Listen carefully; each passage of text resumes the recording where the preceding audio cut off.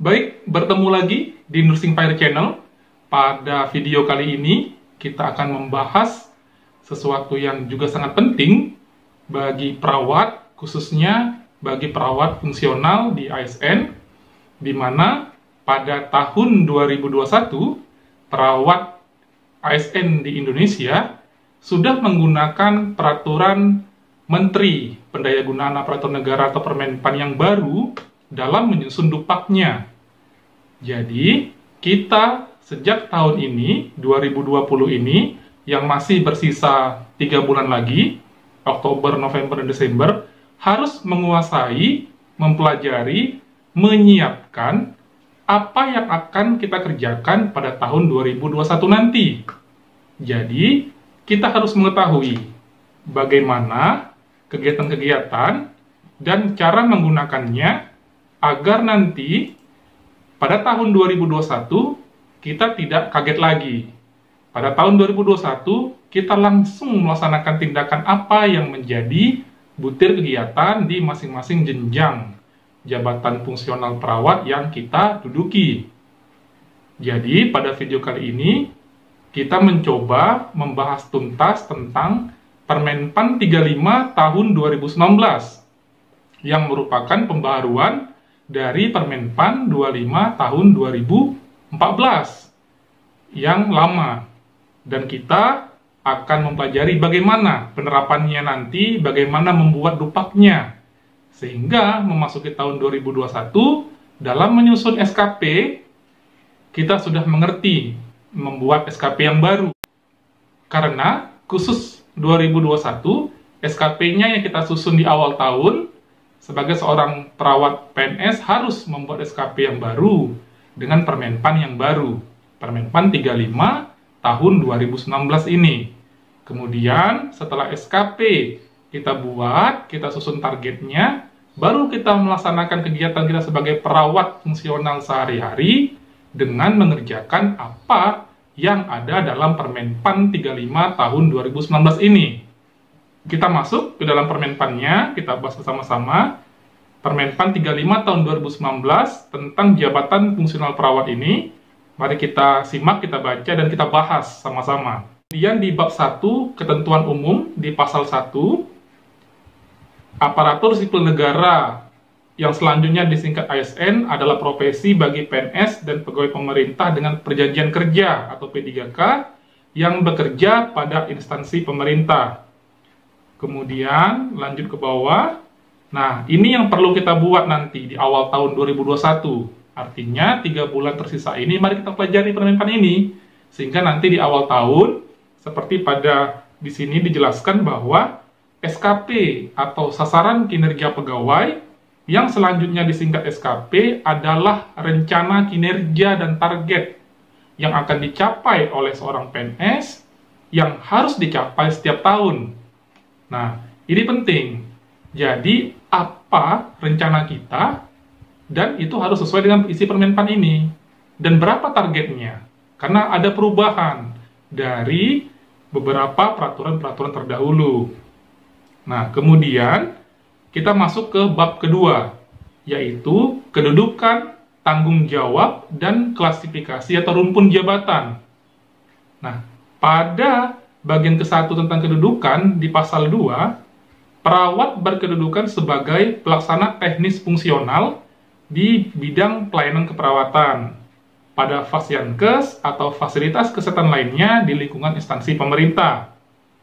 Kemudian, perawat sebagaimana dimaksud pada ayat 1 itu berkedudukan di bawah dan bertanggung jawab secara langsung kepada pejabat pemimpin tinggi pratama, pejabat administrator, atau pejabat pengawas yang memiliki keterkaitan dengan pelaksanaan tugas jabatan fungsional perawat. Nah, kedudukan perawat sebagaimana pada ayat 2 tersebut ditetapkan dalam peta jabatan berdasarkan analisa tugas dan fungsi unit kerja, analisis jabatan atau ANJAP, dan analisis beban kerja atau ABK, dilaksanakan sesuai ketentuan peraturan perundang-undangan. Nah, jadi biasanya formasi ada atau tidaknya, berapa jumlahnya itu disusun berdasarkan seperti ayat ketiga ini. Kedudukan perawat itu berdasarkan anjabnya, berdasarkan ABK-nya, itu disusun. Nah, setiap tahun biasanya awal tahun ABK ini disusun, ditetapkan untuk dilakukan sepanjang tahun tersebut. Biasanya di awal tahun. Makanya, sebelum habis tahun ini, mari hitung lagi ABK-nya, apakah sudah sesuai atau belum. Namun ini oleh biasanya instansi kepegawaian. Lanjut pasal 3, jabatan fungsional perawat merupakan jabatan karir PNS. Nah, bagian kedua itu klasifikasi atau rumpun jabatan. Dijelaskan bahwa jabatan fungsional perawat termasuk dalam rumpun kesehatan. Di bab 3, kategori dan jenjang jabatan fungsional, di pasal 5 di situ disebutkan bahwa ayat pertama, Jafung perawat merupakan jabatan fungsional kategori keterampilan dan keahlian. Kita semua sudah tahu, kalau vokasi itu keterampilan, kalau profesi itu adalah keahlian. Nah, jenjangnya, kalau perawat terampil, yaitu perawat terampil, kemudian perawat mahir, kemudian perawat penyelia. Namun, di ayat 3, untuk perawat ahli, yaitu perawat ahli pertama, perawat ahli muda, kemudian perawat ahli madya, dan perawat ahli utama. Nah, ini sangat menarik. Jadi, masing-masing teman-teman sejawat perawat, baik itu perawat di keterampilan maupun di keahlian, masing-masing harus tahu tupoksinya, harus tahu butir kegiatannya, harus menguasai apa yang dibutuhkan, butir fisik apa yang dibutuhkan di masing-masing kegiatan. Itu yang perlu kita bedah sekarang. Jadi, masing-masing jenjang ini diharapkan setelah membahas ini bisa menguasai tindakan-tindakan apa yang akan dilakukan dalam asuhan keperawatan dan pengelolaan keperawatannya. Selanjutnya di bab 4 ada tugas jabatan, unsur-unsur dan sub-unsur kegiatan, kemudian uraian kegiatan, tugas jabatan, dan hasil kerja. Hasil kerja ini tadi bukti fisiknya. Setiap kegiatan itu apa bukti fisiknya? Itu namanya hasil kerja. Nah, untuk bagian ke-1 tugas jabatan, jadi tugas jabatan fungsional perawat yaitu melakukan kegiatan pelayanan keperawatan yang meliputi asuhan keperawatan dan pengelolaan keperawatan.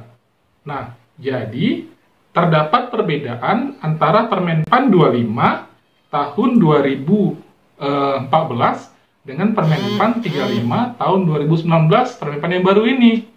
Jadi kalau di unsur tugas jabatan di Permenpan 25 yang lama, ada 4 unsur, yaitu pendidikan, pelayanan keperawatan, kemudian pengembangan profesi, dan penunjang tugas perawat. Namun, di Permenpan terbaru, di Dupak terbaru itu hanya 2. Disingkat yaitu asuhan keperawatan, dan yang kedua yaitu pengelolaan keperawatan. Jadi dari unsur tugas jabatan 4 menjadi 2 pada Permenpan terbaru ini. Unsur kegiatan tugas jabatan fungsional perawat yang dapat dinilai angka kreditnya yaitu pelayanan keperawatan, dengan subunsurnya yaitu asuhan keperawatan dan pengelolaan keperawatan. Nah, di bagian ketiga uraian kegiatan sesuai jenjang jabatan itu diatur dalam pasal 8. Nah, di pasal 8 ini ada uraian kegiatan tugas jabatan fungsional perawat kategori keterampilan sesuai jenjang jabatan. Jadi masing-masing jenjang ini apa butir kegiatannya itu dibahas di sini. Nah, mengenai perbedaan antara Permenpan yang lama, Permenpan 25 tahun 2014 dengan Permenpan yang baru atau Dupak yang baru ini nanti, Permenpan 35 tahun 2019, terletak juga pada jumlah butir kegiatannya. Jadi kalau jumlah butir kegiatan yang di Permenpan lama di kategori keterampilan itu terampil 33 butir kegiatan. Kalau mahir 32 butir kegiatan, kalau penyelia itu 34 butir kegiatan. Itu di Permenpan yang lama yang 25 2014. Untuk ahli pertama itu 54 butir kegiatan, ahli muda 55 butir kegiatan, ahli madya 49 dan ahli utama 49 juga butir kegiatan. Namun, di Permenpan yang baru 35 2019 terampil berjumlah 18 butir kegiatan, dari 33 menjadi 18. Mahir dari 32 menjadi 28. Kemudian penyelia dari 34 menjadi 27 butir kegiatan. Untuk ahli, dari 54 butir kegiatan menjadi 51 butir kegiatan. Ahli muda dari 55 butir kegiatan menjadi 44 butir kegiatan. Kemudian ahli madya dari 49 butir kegiatan menjadi 43 butir kegiatan. Sedangkan ahli utama dari 49 butir kegiatan menjadi 25 butir kegiatan. Itu perbedaan jumlah daripada butir kegiatan di masing-masing jenjang. Nah, kita masuk sekarang bagi teman-teman sejawat yang berada pada jabatan perawat terampil, dan butir kegiatannya adalah sebagai berikut. 1. Melakukan pengkajian keperawatan dasar pada individu. Nah, mengenai melakukan pengkajian keperawatan dasar pada individu ini sudah kita bahas pada video-video sebelumnya tentang pengkajian keperawatan dasar, di mana pengkajian keperawatan dasar ini merupakan tupoksi daripada vokasi. Makanya nyambung dengan permenpan ini, yaitu tupoksi daripada perawat terampil. Nah, bagaimana melakukan pengkajian keperawatan dasar? Silakan teman-teman lihat pada video Nursing Fire sebelumnya. Nah, kemudian butir kegiatan yang kedua yaitu melakukan komunikasi terapeutik dalam pemberian asuhan keperawatan. Komunikasi terapeutik ini biasanya juga dikerjakan oleh beberapa jenjang jabatan perawat yang lainnya. Juga dilakukan oleh perawat mahir, penyelia, kemudian ahli juga. Nah, kemudian yang ketiga, melaksanakan edukasi tentang perilaku hidup bersih dan sehat dalam rangka melakukan upaya promotif. Kemudian, yang keempat, memfasilitasi penggunaan alat-alat pengaman atau pelindung fisik pada pasien untuk mencegah risiko cedera pada individu dalam rangka upaya preventif. Kemudian yang kelima, memberikan oksigenisasi sederhana. Keenam, memberikan tindakan keperawatan pada kondisi gawat darurat, bencana, atau kritikal. Kemudian yang ketujuh, memfasilitasi suasana lingkungan yang tenang dan aman, serta bebas risiko penularan infeksi. Kemudian yang kedelapan, melakukan intervensi keperawatan spesifik yang sederhana pada area medikal bedah. Kemudian yang kesembilan, melakukan intervensi keperawatan spesifik yang sederhana di area anak. 10. Melakukan intervensi keperawatan spesifik yang sederhana di area maternitas. 11. Melakukan intervensi keperawatan spesifik yang sederhana di area komunitas. Yang ke-12, melakukan intervensi keperawatan spesifik yang sederhana di area jiwa. Yang ke-13, melakukan tindakan terapi komplementer atau holistik. Nah, melakukan intervensi keperawatan spesifik yang sederhana di area masing-masing ini adalah mengakomodir setiap kegiatan perawat di mana tidak bisa disebutkan dalam permenpan. Maksudnya seperti ini. Begitu banyaknya kegiatan perawat di masing-masing area atau di bedah, di anak, di komunitas, namun tidak bisa disebutkan satu-satu nama kegiatannya dalam permenpan ini. Maka dibuatlah di sini melakukan intervensi keperawatan spesifik yang sederhana di area, misalnya di area bedah. Tindakan-tindakan teman sejawat di area keperawatan bedah yang nama kegiatannya tidak ada, nama kegiatannya tidak ada dalam permenpan ini, masukkan ke dalam uraian kegiatan yang ini. Melakukan intervensi keperawatan spesifik yang sederhana pada area medikal bedah. Bedanya, kalau perawat terampil itu melakukan intervensi keperawatan spesifik yang sederhana, sedangkan perawat ahli melakukan intervensi keperawatan spesifik yang kompleks. Nah, bagaimana kita tahu mana yang sederhana, mana yang kompleks, kemudian apa yang membedakan uraian kegiatan yang sama di masing-masing jenjang jabatan, nanti diatur dalam atau petunjuk teknisnya atau juknisnya. Nah, kita sedang menunggu juknis tentang Permenpan 35 tahun 2019 ini. Namun, hal yang utama dulu kita kuasai yaitu isi daripada Permenpan 35 tahun 2019 ini. Nah, kemudian yang ke-14, masih perawat terampil, melakukan tindakan keperawatan pada pasien dengan intervensi pembedahan pada tahap pre, intra, dan post operasi. Kemudian memberikan perawatan pada pasien dalam rangka melakukan perawatan paliatif.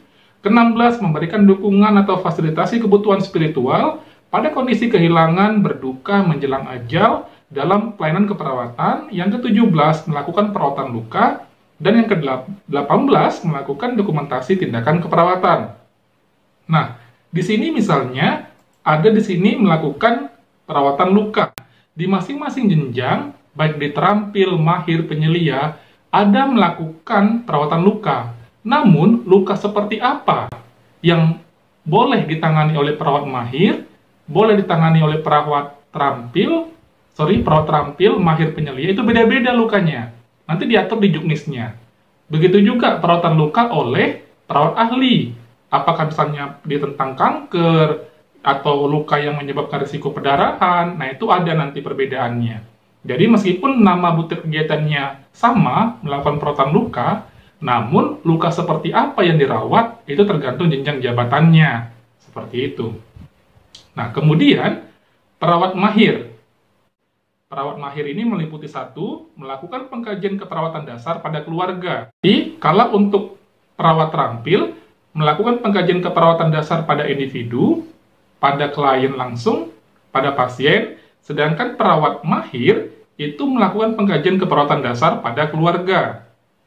Nah, yang kedua, melakukan komunikasi terapeutik dalam pemberian asuhan keperawatan. Kemudian yang ketiga, melakukan imunisasi pada individu dalam rangka melakukan upaya preventif. Keempat, melakukan restrain atau fiksasi pada pasien dalam rangka melakukan upaya preventif asuhan keperawatan. Yang kelima, memfasilitasi penggunaan pelindung diri dari stresor pada kelompok dalam rangka melakukan upaya preventif asuhan keperawatan. Yang keenam, memberikan oksigenisasi sederhana. Ketujuh, memberikan tindakan keperawatan pada kondisi gawat darurat, bencana, atau kritikal. Kedelapan, memfasilitasi suasana lingkungan yang tenang dan aman, serta bebas risiko penularan infeksi. Kesembilan, melakukan intervensi keperawatan spesifik yang sederhana pada area medikal bedah. Lanjut 10 pada area anak, ke-11 pada area maternitas, ke-12 pada area komunitas, ke-13 intervensi spesifik yang sederhana di area jiwa, ke-14 tindakan terapi komplementer atau holistik, 15 melakukan tindakan keperawatan pada pasien dengan intervensi pembedahan pada tahap pre, intra, pos operasi, ke-16 memberikan perawatan pada pasien dalam rangka melakukan perawatan paliatif, 17 memberikan dukungan atau fasilitasi kebutuhan spiritual pada kondisi kehilangan, berduka, menjelang ajal dalam pelayanan keperawatan. Yang ke-18, melakukan tindakan keperawatan pemenuhan kebutuhan nutrisi, melakukan tindakan keperawatan pemenuhan kebutuhan eliminasi, melakukan tindakan keperawatan pemenuhan kebutuhan mobilisasi, melakukan tindakan keperawatan pemenuhan kebutuhan istirahat dan tidur, melakukan tindakan keperawatan pemenuhan kebutuhan kebersihan diri, melakukan tindakan keperawatan pemenuhan kebutuhan rasa nyaman dan pengaturan suhu tubuh. Nah, kita lihat di sini, ada unsur kegiatannya, butir kegiatannya yaitu butir melakukan tindakan keperawatan pemenuhan kebutuhan nutrisi, eliminasi, mobilisasi. Nah, ini yang termasuk kebutuhan dasar manusia, seperti yang sering kita bahas pada video-video sebelumnya. Ini yang menarik, butir kegiatan ini di mana semua tindakan-tindakan teman-teman, misalnya melaksanakan apa yang di buku Psiki, tindakan-tindakan yang menyangkut tentang nutrisi, masukkan ke dalam butir kegiatan tentang pemenuhan kebutuhan nutrisi ini, menimbang berat badan, misalnya memberi makan, kemudian menghitung IMT segala macam tentang nutrisi, masukkan ke butir kegiatan melakukan tindakan keperawatan pemenuhan kebutuhan nutrisi. Karena tidak mungkin disebutkan satu persatu dalam Permenpan ini, makanya dirangkum menjadi per kebutuhan dasar manusia. Jadi begitu caranya. Begitu juga tentang misalnya kebutuhan eliminasi. Apa tindakan keperawatan terkait dengan kebutuhan eliminasi, katanya masukkan ke dalam melakukan tindakan keperawatan pemenuhan kebutuhan eliminasi, begitu juga mobilisasi, begitu juga kebutuhan istirahat dan tidur, dan kebersihan diri. Kemudian, melakukan tindakan keperawatan pemenuhan kebutuhan rasa nyaman dan pengaturan suhu tubuh, melakukan masase pada kulit tertekan yang berkaitan dengan kasus cedera, melakukan perawatan luka. Nah, artinya sama tadi. Ada perawat terampil dan ada perawat mahir melakukan perawatan luka. Namun luka yang seperti apa nanti dijelaskan dalam juknisnya. Kemudian melakukan ring of motion pada pasien dengan berbagai kondisi dalam rangka melakukan upaya rehabilitatif pada individu. Kemudian melatih mobilisasi pasien dengan berbagai kondisi dalam rangka melakukan upaya rehabilitatif pada individu. Dan terakhir 28, melakukan dokumentasi tindakan keperawatan. Kemudian masuk ke perawat penyelia. Tadi sudah terampil, kemudian sudah mahir. Sekarang kita masuk ke perawat penyelia. Apa butir kegiatan di perawat penyelia? Yang pertama, melakukan pengkajian keperawatan dasar pada kelompok. Untuk perawat mahir, dia melakukan pengkajian keperawatan dasarnya pada keluarga. Sedangkan perawat penyelia melakukan pengkajian keperawatan dasar pada kelompok. Nah, bagaimana ini mengaturnya di sistem pelayanan kesehatan? Artinya gini, ketika misalnya pada saat bekerja dalam satu tim itu, kita mempunyai perawat terampil, mahir, dan penyelia, silakan tugasnya disesuaikan dengan butir kegiatan ini. Namun, jika pada saat itu tidak ada, maka kita bisa mengambil kegiatan di bawah jenjang kita. 2 di bawah jenjang kita bisa kita lakukan. Dan juga 1 tingkat di atas jenjang kita bisa kita lakukan. Contohnya gini, misalnya nanti di perawat ahli. Saya, misalnya perawat ahli muda, saya bisa melakukan uraian kegiatan perawat ahli pertama. Dengan syarat tidak ada. Pada saat kita bekerja, tidak ada di tempat kita itu perawat ahli pertama. Kita bisa melakukan, dan itu dihitung 100%. Kemudian kedua, melakukan pengkajian keperawatan dasar pada masyarakat. Ketiga, melakukan komunikasi terapeutik dalam pemberian asuhan keperawatan. Keempat, melakukan upaya promotif dan pada individu dalam pelayanan keperawatan. Kemudian, melakukan upaya promotif pada kelompok dalam pelayanan keperawatan. Kemudian yang keenam, melakukan isolasi pasien sesuai kondisinya dalam rangka upaya preventif pada individu. Kemudian yang ketujuh, memberikan tindakan keperawatan pada kondisi gawat darurat, bencana, atau kritikal. 8, melakukan intervensi keperawatan spesifik yang sederhana pada area medikal bedah. Ke-9, melakukan intervensi keperawatan spesifik yang sederhana di area maternitas, 10 di area komunitas, 11 di area jiwa.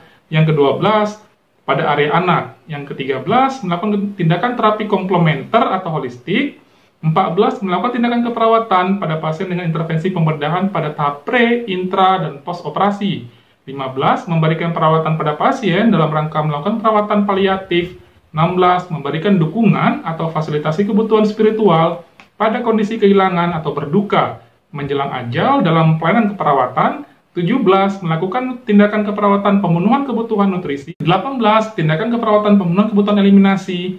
19, kebutuhan mobilisasi. 20, kebutuhan istirahat dan tidur. 21, kebutuhan kebersihan diri. 22, kebutuhan rasa nyaman dan pengaturan suhu tubuh. 23, perawatan luka. 24, pemantauan perkembangan pasien sesuai dengan kondisinya. 25, melakukan isolasi pasien, imunosupresi pada pasien kasus cedera. 26, memberikan perawatan pada pasien terminal. Dan yang ke-27, melakukan dokumentasi tindakan keperawatan. Nah, kemudian untuk jenjang perawat ahli, sekarang kita masuk ke ahli pertama dulu. Ahli ini ada pertama, muda, madya, dan utama. Nah, untuk pertama, 1, melakukan pengkajian keperawatan lanjutan pada individu. Ini sudah kita bahas habis pada video-video sebelumnya tentang pengkajian keperawatan lanjutan oleh perawat ahli. Kemudian, yang kedua, melakukan pengkajian keperawatan lanjutan pada keluarga. Tadi individu, melakukan pengkajian keperawatan lanjutan juga pada keluarga. Namun, yang ketiga, melakukan pengkajian keperawatan dasar pada masyarakat. Kemudian yang keempat, memberikan konsultasi data pengkajian keperawatan dasar atau lanjut. Artinya, perawat ahli pertama juga bisa memberikan konsultasi dari hasil pengkajian keperawatan dasar oleh vokasi atau oleh perawat keterampilan. 5, melakukan komunikasi terapeutik dalam pemberian asuhan keperawatan. 6, melaksanakan manajemen surveillance HIS sebagai upaya pengawasan risiko infeksi dalam upaya preventif dalam pelayanan keperawatan. Yang ke-7, melakukan upaya peningkatan kepatuhan kewaspadaan standar pada pasien atau petugas atau pengunjung sebagai upaya pencegahan infeksi. 8, melakukan investigasi dan deteksi dini kejadian luar biasa atau KLB yang berdampak pada pelayanan kesehatan. 9, mengajarkan teknik kontrol infeksi pada keluarga dengan penyakit menular. 10, merumuskan diagnosis keperawatan pada individu. Nah, ini menarik, perawat ahli lah yang boleh merumuskan diagnosa keperawatan. Perawat vokasi tidak boleh merumuskan diagnosa keperawatan. Yang ke-11, membuat prioritas diagnosis keperawatan. Artinya, setelah diagnosis keperawatan yang lebih dari 1 itu diangkat, maka dilakukan prioritas diagnosis keperawatan. Dan juga prioritas masalah keperawatan. 12, menyusun rencana tindakan keperawatan pada individu. Menyusun rencana ini ada 2, yaitu merumuskan dan menetapkan tindakan. Ini sudah kita bahas pada video sebelumnya. yang membahas tentang bagaimana menyusun rencana tindakan keperawatan menggunakan buku SLKI dan SIKI. Kemudian 13, menyusun rencana tindakan keperawatan pada keluarga, tadi pada individu, sekarang pada keluarga. Juga merumuskan dan menetapkan tindakan. Jadi ingat, dalam menyusun rencana tindakan itu ada dua, merumuskan dan menetapkan tindakan. 14, melakukan tindakan keperawatan pada kondisi gawat darurat, bencana, atau kritikal. 15, melakukan tindakan terapi komplementer atau holistik. 16, melakukan tindakan keperawatan pada pasien dengan intervensi pembedahan pada pre, intra, dan post-operasi. 17, memberikan dukungan atau fasilitasi kebutuhan spiritual pada kondisi kehilangan, berduka, menjelang ajal dalam pelayanan keperawatan. 18, melakukan tindakan keperawatan pemenuhan kebutuhan nutrisi. 20, tindakan keperawatan pemenuhan kebutuhan mobilisasi. 21, kebutuhan istirahat dan tidur. 22, kebutuhan kebersihan diri. 23, kebutuhan rasa nyaman dan pengaturan suhu tubuh. 24, melakukan stimulasi tumbuh kembang pada individu. 25, memfasilitasi adaptasi dalam hospitalisasi pada individu. 26, melaksanakan case finding atau deteksi dini penemuan kasus baru. 27, melakukan support kepatuhan terhadap intervensi kesehatan pada individu. 28, melakukan PENKES, pendidikan kesehatan pada individu pasien. 29, melakukan PENKES pada kelompok. 30, melakukan peningkatan atau penguatan kemampuan sukarelawan dalam meningkatkan masalah kesehatan masyarakat. 31, melakukan pendidikan kesehatan pada masyarakat. 32, melakukan pemenuhan kebutuhan oksigenisasi kompleks. 33, melakukan terapi aktivitas kelompok atau TAK, stimulasi persepsi. 34, melakukan TAK, stimulasi sensori. 35, melakukan komunikasi dengan klien yang mengalami hambatan komunikasi. Kemudian 36, melakukan intervensi keperawatan spesifik yang kompleks. Tadi, vokasi atau keterampilan itu yang sederhana, sedangkan pada kategori keahlian itu, melakukan intervensi keperawatan spesifik yang kompleks pada masing-masing area. 36 itu area medikal bedah, 37 itu intervensi keperawatan spesifik yang kompleks pada area anak, 38 itu pada area maternitas, 39 area komunitas, 40 itu area jiwa, kemudian 41 melakukan perawatan luka. Seperti saya jelaskan, di juknisnya nanti ada perbedaan luka seperti apa yang dirawat oleh perawat terampil mahir penyelia atau perawatan luka oleh ahli pertama, muda, madya, dan utama. Ada perbedaannya. Kemudian 42, melakukan pemantauan atau penilaian kondisi pasien selama dilakukan tindakan keperawatan spesifik sesuai kasus dan kondisi pasien. 43, melakukan konsultasi keperawatan dan kolaborasi dengan dokter. 44, melakukan rehabilitasi mental spiritual pada individu. 45, melakukan penata-laksanaan manajemen gejala. 46, melakukan evaluasi tindakan keperawatan pada individu. Nah, ini menarik, evaluasi tindakan keperawatan, evaluasi formatif, sumatif, sudah kita bahas pada video sebelumnya. Melaksanakan fungsi pengarahan, pelaksanaan, pelayanan keperawatan sebagai ketua tim atau perawat primer. Nah, artinya di uraian butir kegiatan di Permenpan 35 tahun 2019 ini, perawat ahli pertama tugasnya adalah melaksanakan fungsi pengarahan, pelaksanaan, pelayanan keperawatan, biasanya sebagai ketua tim. Jadi diharapkan di rumah sakit, dimanapun berada dengan metode tim atau metode primer, maka yang menjadi perawat primer atau ketua tim itu harus perawat ahli atau nurse. Kemudian yang ke-48, melakukan pendokumentasian tindakan keperawatan, ini ditulis dalam catatan keperawatan, melakukan pengorganisasian pelayanan keperawatan antar shift, unit, fasilitas kesehatan. 50, melakukan pemberian penugasan perawat dalam rangka melakukan fungsi ketenagaan atau staffing perawat. Dan 51, melakukan preceptorship dan mentorship, artinya melakukan pendampingan, proses pendampingan. Kemudian yang tadi adalah perawat ahli pertama, sekarang kita masuk ke perawat ahli muda. Nah, untuk perawat ahli muda, butir kegiatannya 1, melakukan screening pada individu atau kelompok. 2, melakukan komunikasi terapeutik dalam pemberian asuhan keperawatan. 3, melakukan upaya peningkatan kepatuhan kewaspadaan standar pada pasien atau petugas, pengunjung sebagai upaya pencegahan infeksi. 4, melakukan edukasi kesehatan pada keluarga untuk meningkatkan kesehatan anggota keluarganya dalam upaya promotif. 5, melaksanakan edukasi kesehatan pada masyarakat dalam upaya promotif. 6, melakukan edukasi kesehatan pada individu pasien dalam rangka melakukan upaya preventif. 7, melakukan pendidikan kesehatan pada kelompok. pengunjung atau petugas. 8. Melakukan kegiatan memotivasi pelaksanaan program pencegahan masalah kesehatan pada masyarakat. 9. Melatih interaksi sosial pada pasien dengan masalah kesehatan mental pada individu dalam upaya rehabilitatif. 10. Memfasilitasi pemberdayaan peran dan fungsi anggota keluarga dalam upaya rehabilitatif. 11. Melakukan perawatan lanjutan pasca hospitalisasi bencana dalam upaya rehabilitatif. 12. Melakukan tindakan keperawatan pada kondisi gawat darurat bencana kritikal.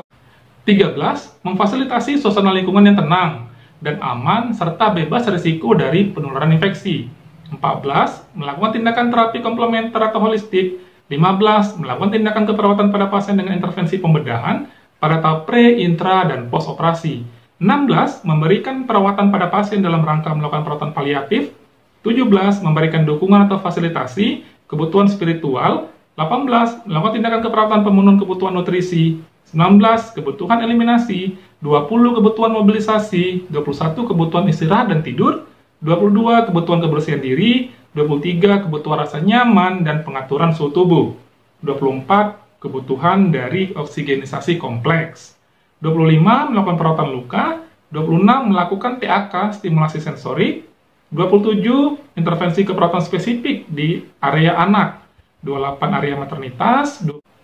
30 area jiwa, 31 area medikal bedah, 32 melakukan pemantauan atau penilaian kondisi pasien selama dilakukan tindakan keperawatan spesifik sesuai kasus dan kondisi pasien.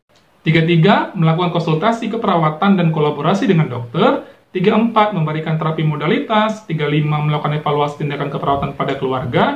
36 melakukan evaluasi tindakan keperawatan pada kelompok. 37 melakukan discharge planning. 38 melakukan rujukan keperawatan. 39 melaksanakan studi kasus. 40 melakukan dokumentasi tindakan keperawatan. 41 melakukan pengorganisasian pelayanan keperawatan antar shift atau unit atau fasilitas kesehatan.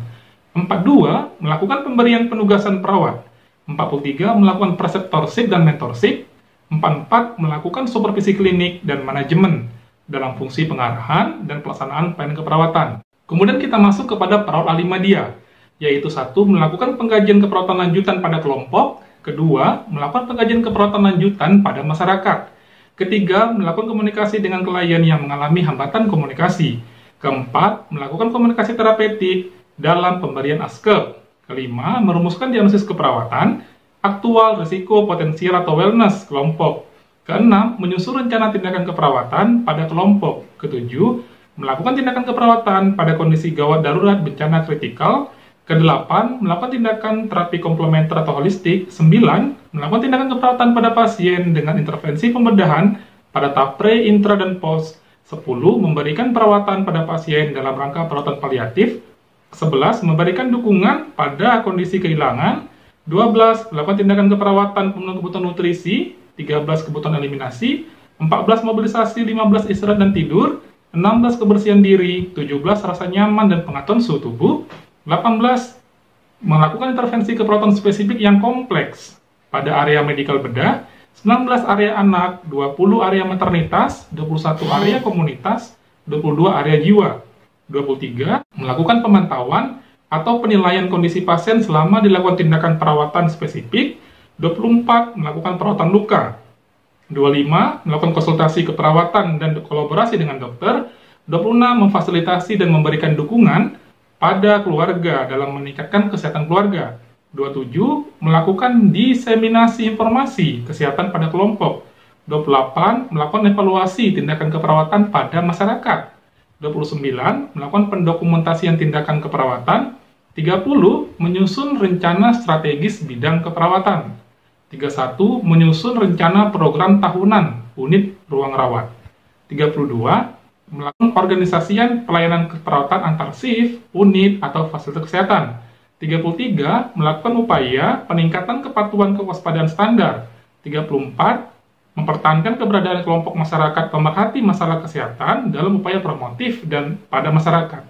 35. Melaksanakan advokasi program pengendalian faktor risiko dalam upaya preventif pada masyarakat. 36. Melaksanakan manajemen ICRA. ICRA ini adalah Infection Control Risk Assessment sebagai upaya pengawasan terhadap risiko infeksi. 37. Melakukan pembinaan kelompok risiko tinggi dalam upaya preventif pada kelompok. 38. Memberikan rekomendasi terhadap kompetensi perawat dalam proses rekrutmen dan seleksi perawat. 39. Melaksanakan evidence-based practice. 40. Melakukan credentialing perawat. 41. Melakukan preceptorship dan mentorship. 42. Melakukan pengawasan, pengendalian atau MONEF terhadap program mutu klinik keperawatan. 43. Melaksanakan supervisi. Nah, untuk perawat ahli utama, apa butir kegiatan dari perawat ahli utama? Yang pertama yaitu menyusun rencana tindakan keperawatan pada masyarakat, merumuskan, menetapkan tindakan. Kedua, melakukan komunikasi terapeutik dalam pemberian asuhan keperawatan. Ketiga, melakukan implementasi keperawatan pada keluarga atau kelompok. Kemudian, melakukan implementasi keperawatan di tingkat komunitas. Kelima, melakukan implementasi keperawatan di tingkat komunitas. 6. Melakukan implementasi keperawatan sebagai anggota tim pembentukan kecamatan sehat. Ini merupakan tugas daripada perawat ahli utama, membentuk kecamatan sehat. Kemudian, melakukan diseminasi tentang masalah kesehatan. Kedelapan, melakukan follow-up keperawatan pada keluarga dengan risiko tinggi. 9. Melaksanakan surveillance pada masyarakat. 10. Melakukan terapi bermain pada anak. Ke-11, melakukan intervensi keperawatan spesifik yang kompleks di area maternitas, anak, komunitas, medikal bedah. Ke-12, melakukan intervensi keperawatan spesifik yang kompleks di area jiwa. 13, melakukan perawatan luka. 14, melakukan program manajemen risiko. 15, melaksanakan audit keperawatan. Ke-16, melakukan pendokumentasian tindakan keperawatan. Ke-17, memfasilitasi atau pembinaan kelompok masyarakat pada pemulihan pasca bencana.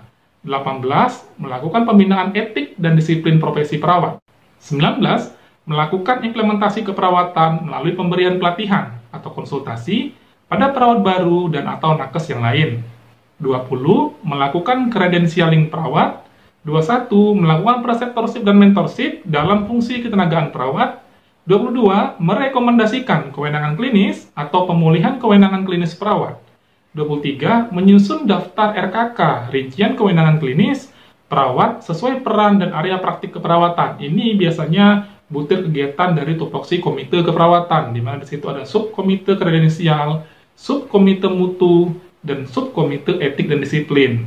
Kemudian, 24. Merekomendasikan penghargaan atau sanksi pelanggaran disiplin atau etika bagi perawat. Nah, ini tugas subkomite etik dan disiplin. 25. Merekomendasikan perencanaan pengembangan profesional berkelanjutan tenaga keperawatan atau CPD, Continuing Personal Development.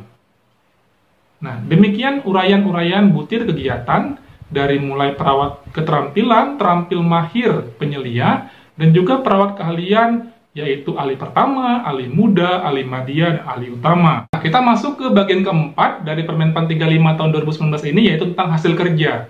Jadi setelah kita tahu uraian kegiatan di masing-masing jenjang kita, jadi kita sudah ngerti. Misalnya saya sebagai perawat ahli muda. Jadi ketika saya membaca Permenpan ini dan tahu apa butir kegiatannya, jadi saya mengerti, oh saya akan melakukan ini nanti. Nah, apa hasil kerja saya? Nah, ini dibahas nanti pada saat kita membahas lampiran, namun garis besarnya adalah hasil kerjanya bisa berupa dokumen asuhan keperawatan, misalnya dari fotokopian dari asuhan keperawatan kita lampirkan nanti pada saat menyusun dupak, kemudian juga logbook kita, logbook capaian kompetensi kita juga bisa dipakai, dan laporan-laporan kegiatan kita yang lain. Kita masuk ke pasal 10, ini yang menarik. Dalam hal suatu unit kerja, tidak terdapat perawat yang sesuai dengan jenjang jabatannya untuk melaksanakan kegiatan sebagaimana dimaksud dalam pasal 8 ayat 1 dan ayat 2, perawat yang berada 1 sampai dengan 2 tingkat di atas atau 1 tingkat di bawah jenjang jabatannya dapat melakukan kegiatan tersebut berdasarkan penugasan secara tertulis dari pimpinan unit kerja yang bersangkutan. Jadi misalnya, contoh misalnya perawat penyelia, dia melakukan butir kegiatan perawat mahir, perawat terampil. Dia melakukannya karena di tempat kerjanya tidak ada perawat mahir dan terampil, itu boleh dikerjakan oleh perawat penyelia. Namun syaratnya adalah ada penugasan secara tertulis dari pimpinan unit kerja yang bersangkutan. Juga misalnya dari perawat ahli, perawat madya, boleh melakukan uraian kegiatan dihitung 100%, perawat madya melakukan tugas perawat ahli pertama dan ahli muda. Namun syaratnya harus ada penugasan secara tertulis dari pimpinan unit kerja. Atau misalnya perawat ahli muda melakukan pekerjaan perawat ahli madya, satu tingkat di atasnya. Itu boleh, itu dihitung 80%. Namun tetap syaratnya adalah di tempat kerja kita tidak ada perawat ahli madya. Makanya perawat ahli muda melakukannya, melakukan kegiatan perawat ahli madya. Dan syarat yang kedua, harus ada penugasan secara tertulis dari pimpinan unit kerja yang bersangkutan. Itu maksud dari pasal 10 ini. Kemudian kita masuk ke pasal yang 11. Penilaian angka kredit pelaksanaan kegiatan sebagaimana dimaksud dalam pasal 10 sebagai berikut. A. Perawat yang melaksanakan kegiatan perawat satu tingkat di atas jenjang jabatannya, seperti saya bilang tadi, saya perawat ahli muda, melakukan kegiatan yang satu tingkat di atas saya, yaitu perawat ahli madya, angka kredit yang diperoleh ditetapkan sebesar 80% dari angka kredit setiap butir kegiatan. Dan B. Perawat yang melaksanakan kegiatan perawat satu atau dua tingkat di bawah jenjang jabatannya, tadi contohnya misalnya perawat ahli madya melakukan butir kegiatan perawat ahli pertama dan ahli muda, angka kredit yang diperoleh ditetapkan sebesar 100% dari angka kredit dari setiap butir kegiatan. Kemudian di bab 5 ada pengangkatan dalam jabatan. Di situ pasal 12, pejabat yang memiliki kewenangan mengangkat dalam jafung perawat, yaitu pejabat yang sesuai dengan peraturan perundang-undangan. Pasal 13, pengangkatan PNS dalam jabatan fungsional perawat dilakukan melalui pengangkatan pertama, perpindahan dari jabatan lain, dan promosi. Pasal 14, pengangkatan dalam jabatan fungsional perawat dilaksanakan sesuai dengan ketentuan perundang-undangan. Bagian kedua, tentang pengangkatan pertama, pasal 15, harus memenuhi persyaratan sebagai berikut: berstatus PNS, memiliki integritas dan moralitas yang baik, sehat jasmani dan rohani, berijazah D3 keperawatan bagi jafung perawat kategori keterampilan, dan berijazah paling rendah nurse untuk kategori keahlian. Kemudian memiliki STR. Kemudian, selain memiliki STR, dia harus sudah lulus uji kompetensi teknis, kompetensi manajerial, dan kompetensi sosial kultural. Namun, ini sudah diatur kembali dalam PP, sehingga untuk pengangkatan pertama kali tidak diperlukan lulus uji kompetensi.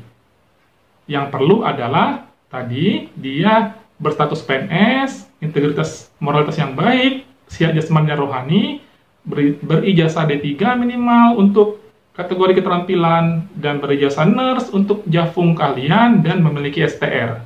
Diangkat sebagai jabatan fungsional perawat. Syarat terakhir yaitu nilai prestasi kerja paling rendah bernilai baik dalam 1 tahun terakhir. Situ ayat 2, kemudian ayat 3, 4, 5, dan 6. Kita masuk ke bagian ketiga, yaitu pengangkatan perpindahan dari jabatan lain. Nanti teman-teman bisa baca di Permenpan 35 tahun 2019 ini. Di bab 7-nya tentang penilaian kinerja, juga teman-teman bisa lihat di sini bagaimana tentang penilaian kinerja, tentang SKP, dan perilaku kerja.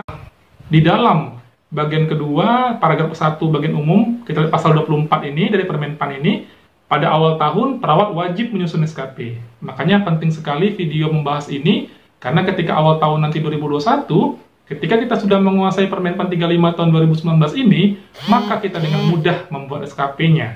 Karena di pasal 24 ini, ayat 1, pada awal tahun perawat wajib menyusun SKP. Ayat 2, SKP merupakan target kinerja perawat berdasarkan penetapan kinerja unit kerja yang bersangkutan. Ketiga, SKP untuk masing-masing jenjang jabatan diambil dari uraian kegiatan tugas jabatan sebagai turunan dari penetapan kinerja unit kerja. Pasal 25, target kinerja sebagaimana dimaksud dalam pasal 24 ayat 2 terdiri dari kinerja utama berupa target angka kredit dan atau kinerja tambahan berupa tugas tambahan. Target angka kredit sebagaimana dimaksud pada ayat 1, ini ayat 2, diuraikan dalam bentuk butir kegiatan tercantum dalam lampiran 1 dan lampiran 2. Nanti kita bahas lampiran 1 dan lampiran 2 yang merupakan bagian tidak terpisahkan dari peraturan menteri ini. Ayat 3, tugas tambahan sebagaimana dimaksud pada ayat 1 ditetapkan oleh pimpinan unit kerja berdasarkan penetapan kinerja unit kerja yang bersangkutan. Kemudian pasal 26, selanjutnya kita masuk ke paragraf kedua, yaitu target angka kredit. Nah, ini penting. Jadi, teman-teman dalam menyusun dupak, kita membuat target angka kreditnya, misalnya kita mau susun dupak untuk semester 1 tahun 2021. Nah, berapa kira-kira jumlah angka kredit yang mau kita buat? Apakah ada aturan pasal 27 ayat 1, target angka kredit sebagaimana dimaksud dalam pasal 25 ayat 2 bagi kategori keterampilan. Nah, sekarang kita bahas dulu perawat keterampilan. Berapa nilai dupaknya yang harus kita buat? Nah, di sini bagi perawat kategori keterampilan setiap tahun ya, setiap tahun ditetapkan paling sedikit A, 5 untuk perawat terampil, B, 12,5 untuk perawat mahir, C, 25 untuk perawat penyelia. Jadi di pasal 27 ini begini, untuk perawat terampil paling sedikit 5, untuk perawat mahir paling sedikit 12,5, paling besar 25 setahun. Jadi, misalnya paling sedikit 12,5, paling banyak 25 setahun, silakan bagi 2. Kita kan menyusun dupak, mengajukan dupak per semester. Jadi kalau satu semesternya paling tinggi 25 untuk perawat mahir, silakan bagi 2. Mungkin misalnya 12,5. Boleh lebih, siapa tahu nanti dikurangi oleh tim penilai. Tetapi, tim penilai hanya bisa memberikan secara maksimal setahun atau satu semester. Jadi kalau perawat mahir tadi minimal 12,5, maksimal 25, maka tim penilai tidak bisa memberikan lebih dari itu. Begitu juga untuk perawat penyelia. Perawat penyelia itu minimal 25. Nah, ayat 2, target angka kredit sebagaimana dimaksud pada ayat 1 huruf C tidak berlaku bagi perawat penyelia yang memiliki pangkat tertinggi dalam jenjang jabatan yang diduduki.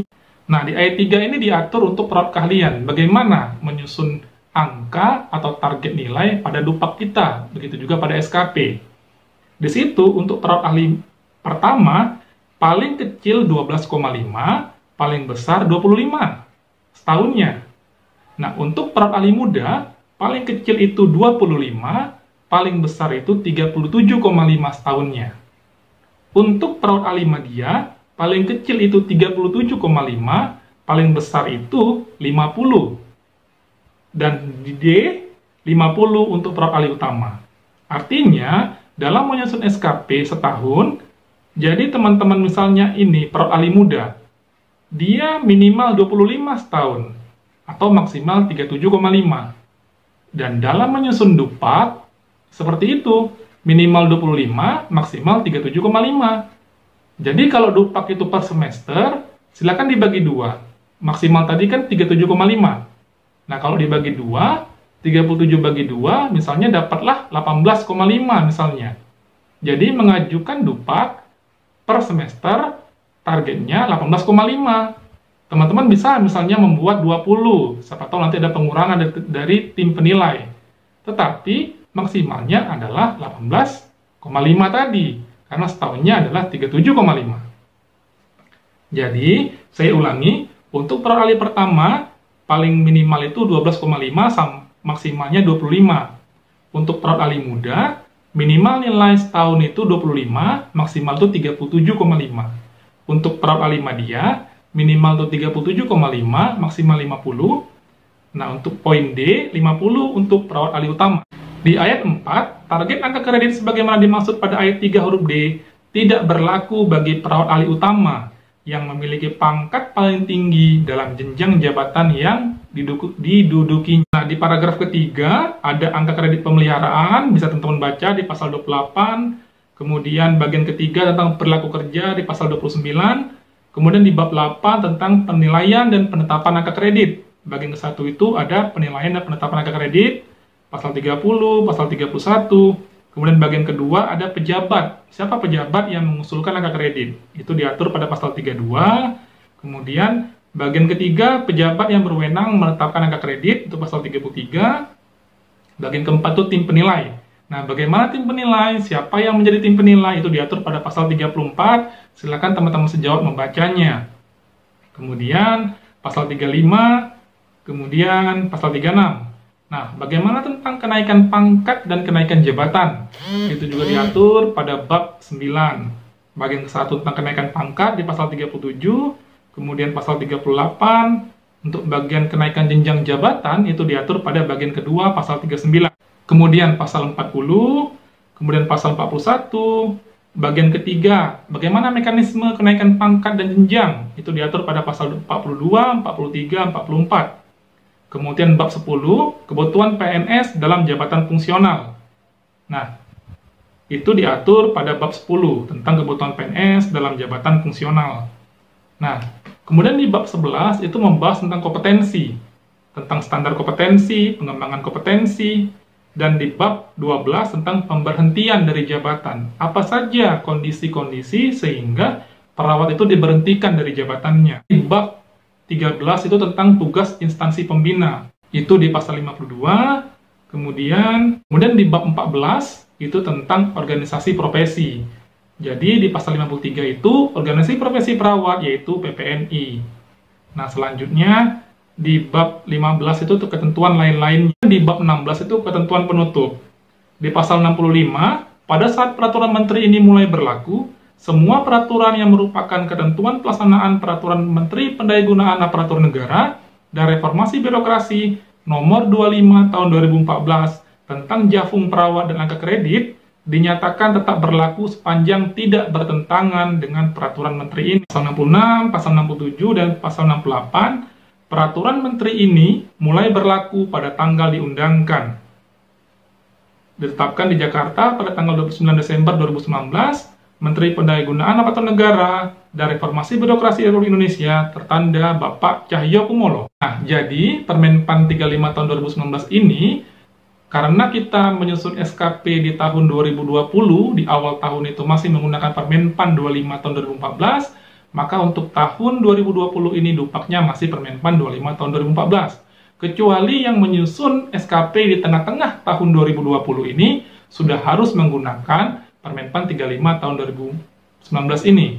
Namun, di tahun 2021, semua perawat fungsional wajib menyusun SKP dan menyusun dupak sesuai Permenpan 35 tahun 2019 ini. Nah, sekarang kita masuk ke bagian bagaimana membuat dupaknya. Bagaimana menyusun SKP, bagaimana membuat dupaknya. Karena kita sudah masuk ke angka-angka di sini, angka kreditnya, seperti itu. Nah, itu kita bisa lihat pada lampiran dari Permenpan 35 tahun 2019 ini. Siapa yang rajin, perawatnya rajin melakukan tindakan, maka akan dengan cepat atau mudah mengumpulkan angka kredit. Namun, bagi perawat yang minim melakukan tindakan, yang sedikit melakukan tindakan, maka dia akan sedikit kesusahan ya dalam mengumpulkan angka kredit. Karena apa? Karena angka kredit di sini dia lebih kecil dibanding Permenpan sebelumnya, Permenpan 25 tahun 2019. Namun, ini menurut saya sudah sangat sesuai. Pertama, karena sudah melewati uji petik. Kedua, karena memang kalau memakai Permenpan 25 tahun 2014 yang lama, itu terlalu besar angka kreditnya. Sebagai contoh misalnya, dalam Permenpan yang lama, melakukan edukasi kesehatan itu, misalnya nilainya sudah 0,5. Hanya dengan satu kegiatan ini, sudah bisa naik pangkat. Karena nilainya besar. Namun, dalam Permenpan 35 tahun 2019, kita bersyukur bahwa ini sudah disusun dengan sangat seksama, dengan teliti. Jadi, siapa yang rajin mengumpulkan angka kredit, melakukan tindakan keperawatan, maka dia akan mudah mengumpulkan angka kredit. Namun, bagi yang minim melakukan tindakan, maka akan kesusahan mengumpulkan angka kredit. Itu salah satu kesimpulan yang bisa diambil. Nah, di sini kita lihat unsur pertama yaitu pelayanan keperawatan, subunsurnya asuhan keperawatan, satu pengkajian keperawatan. Ini untuk kategori keterampilan dulu. Nah, uraian kegiatan kategori keterampilan yang pertama yaitu melakukan pengkajian keperawatan dasar pada individu. Hasil kerjanya yaitu laporan hasil kajian keperawatan. Jadi itu dibutuhkan oleh tim penilai. Bukti fisik, kalau teman-teman keterampilan melakukan pengkajian dasar, mana buktinya? Kami sebagai tim penilai misalnya, itu meminta mana laporan hasil pengkajian keperawatan dasarnya. Nah, angka kreditnya berapa? 0,001. Nah, siapa yang melakukan? Yaitu perawat terampil. Nah, silakan, misalnya dalam 1 bulan, teman-teman melakukan pengkajian pada pasien, teman-teman terampil melakukan pengkajian pada pasien itu misalnya 10 pasien.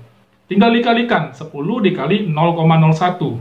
Itulah total angka kredit teman-teman dalam 1 bulan. Tinggal dikali dalam 1 semester. Dalam 6 bulan itu, teman-teman berapa kali melakukan pengkajian keperawatan dasar pada individu. Tinggal dikali, itulah nilainya pada butir kegiatan melakukan pengkajian keperawatan dasar pada individu. Namun dilihat tadi, seperti yang saya jelaskan di awal, seperti isi permen 4 ini, apa batas minimal angka kreditnya, apa batas maksimalnya, karena ada batas minimal dan maksimal. Kemudian yang kedua, melakukan pengkajian keperawatan dasar pada keluarga. Itu juga bukti fisiknya atau hasil kerja atau outputnya, yaitu laporan hasil kajian keperawatan. Tadi pada individu, sekarang pada keluarga. Angka kreditnya adalah 0,002. Itu pelaksana tugas jabatan mahir. Kemudian yang ketiga, melakukan pengkajian keperawatan dasar pada kelompok. Bukti fisiknya yaitu laporan hasil pengkajian keperawatan. Angka kreditnya 0,004, itu pelaksana tugas jabatannya penyelia. Kemudian yang keempat, melakukan pengkajian keperawatan dasar pada masyarakat. Itu bukti fisiknya adalah laporan hasil kajian keperawatan. Angka kreditnya 0,006, pelaksana tugasnya yaitu perawat penyelia. Nah, untuk kategori keterampilan, setelah melakukan pengkajian dasar, masuk langsung kepada implementasi. Karena kategori keterampilan tidak mempunyai tupoksi menegakkan diagnosa dan menyusun intervensi. Jadi langsung implementasi di sini. Yang kelima, melakukan komunikasi terapeutik dalam pemberian asuhan keperawatan.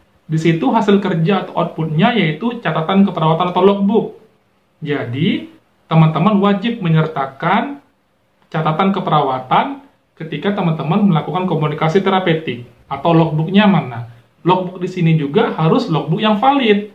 Logbook yang mencatat semua unsur dalam komunikasi terapeutik. Jadi misalnya dalam melakukan komunikasi terapeutik ini, ada fase orientasi, kerja, terminasi misalnya. Nah, fase-fase itu harus harus nampak dalam catatan keperawatan atau logbooknya. Nilainya untuk perawat terampil itu 0,0008, untuk mahir itu 0,0021, untuk penyelia 0,0042. Jadi semakin teman-teman rajin melakukan komunikasi terapeutik kepada pasien, maka semakin besar nilai angka kreditnya. Namun jika hanya sekali-sekali melakukan komunikasi ke pasien, maka juga nilainya kecil. Nah, yang keenam, melaksanakan edukasi tentang PHBS dalam rangka melakukan upaya promotif. Itu adalah topoksi perawat terampil. Bukti fisiknya yaitu catatan keperawatan atau logbook. Nilainya 0,004. Kemudian yang ketujuh, melakukan upaya promotif pada individu dalam pelayanan keperawatan. Bukti fisiknya catatan keperawatan atau logbook. Nilainya 0,004. Itu topoksi perawat penyelia. Yang kedelapan, melakukan upaya promotif pada kelompok dalam pelayanan keperawatan. Itu hasil kerjanya catatan keperawatan atau logbook. Nilainya 0,006. Itu penyelia. Kesembilan, memfasilitasi penggunaan alat-alat pengaman atau pelindung fisik pada pasien. Itu bukti fisiknya itu catatan keperawatan lagi. Makanya saya bilang di video-video sebelumnya, setiap tindakan itu ada formnya. Pengkajian ada form, misalnya pada ahli diagnosa ada form, untuk menyusun intervensi juga ada formnya, untuk implementasi juga ada formnya di catatan keperawatan, di permen ini catatan keperawatan atau logbook. Namun logbooknya bukan hanya sederhana mengisi centang saja, jangan hanya mengisi tanggal, isi centang saja. Logbook harus valid, harus terkini, harus lengkap, harus bisa menunjukkan benar tidak kita melakukan butir kegiatan dari Permenpan ini. Nah, di situ untuk fasilitasi penggunaan alat pengaman atau pelindung fisik itu 0,001 itu oleh Protram. Kemudian yang ke-10, melakukan isolasi pasien sesuai kondisinya dalam upaya preventif pada individu. Itu bukti fisiknya catatan keperawatan atau logbook, itu 0,06 penyelia. 11. Melaksanakan imunisasi pada individu dalam rangka melakukan upaya preventif, itu bukti fisiknya catatan keperawatan juga atau logbook, nilainya 0,002 oleh perawat mahir. Kemudian melakukan restrain atau fiksasi pada pasien pada individu dalam rangka melakukan upaya preventif ASKEP, bukti fisiknya itu catatan keperawatan lagi, logbook 0,02 oleh mahir. Begitu teman-teman seterusnya, hasil kerja outputnya, bukti fisiknya kebanyakan catatan keperawatan atau logbook ya. Jadi setiap tindakan, setiap butir kegiatan harus ada bukti fisik. Seperti itu. Begitu juga teman-teman bisa baca di lampiran kedua tentang jabatan fungsional perawat keahlian. Kita lihat di situ misalnya tentang planning keperawatan. Subunsurnya ada asuhan keperawatan, ada pengkajian keperawatan, ada diagnosa keperawatan, ada perencanaan keperawatan, kemudian implementasi keperawatan, evaluasi keperawatan. Seperti itu. Kemudian ada dokumentasi keperawatannya. Kemudian ada pengelolaan keperawatan. Nah, untuk misalnya di pengkajian itu diatur mana pengkajian oleh ahli pertama, mana pengkajian oleh ahli muda, mana pengkajian oleh ahli media dan ahli utama. Di sini misalnya pengkajian keperawatan melakukan pengkajian keperawatan lanjutan pada individu. Bukti fisiknya atau hasil kerja atau outputnya adalah laporan hasil pengkajian keperawatan. Kemudian angka kreditnya 0,0025. Pelaksana tugas jabatannya ahli pertama. Jadi semakin sering kita melakukan tindakan, semakin banyak juga angka kredit kita. Kemudian, melakukan pengkajian keperawatan lanjutan pada keluarga, itu oleh ahli pertama. Bukti fisiknya juga sama, laporan hasil kajian keperawatan, angka kreditnya 0,0033. Kemudian, melakukan pengkajian keperawatan lanjutan pada kelompok, itu oleh ahli media, 0,012. Kemudian melakukan pengkajian keperawatan dasar pada masyarakat. Itu bukti fisiknya, yaitu laporan hasil pengkajian juga, 0,007 itu oleh ahli pertama.